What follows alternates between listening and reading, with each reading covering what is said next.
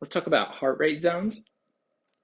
So most of the time when we're training, we're going to be in one of these five different heart rate zones. Okay, so starting from the bottom, this is zone one. So that's 50 to 60% of your maximum heart rate. Now, let's go ahead and talk about how you quickly get your max heart rate. So let's say I have somebody and they're 20 years old.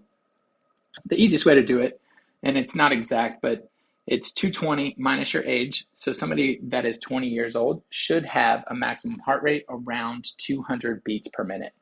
The only way you can get a true maximum heart rate is by actually taking it while you're putting in maximum effort, but this is a good way to guesstimate that.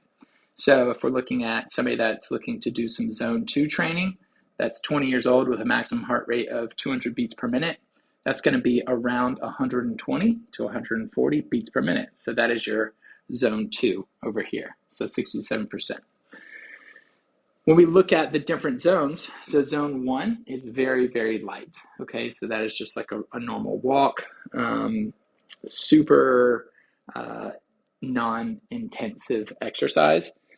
Really easy to get to that 50 to 60% zone heart rate. When we look at zone 2, this is your kind of long, slow distance runs or longer, slower bike rides that are very conversational pace, something that you can do for hours at a time. Rucking is also another common, more recently popular activity to do to get to that zone 2 heart rate. So you're breaking a sweat, but you're able to hold that for extended periods of time. When we look at zone 3, this is your 70 to 80%. So we're looking more at like a tempo style run, something that you're going to maintain for about 30 minutes at a time, 30 minutes to an hour. And this is where you can still talk, but it's not as comfortable. A lot of your workouts when you're doing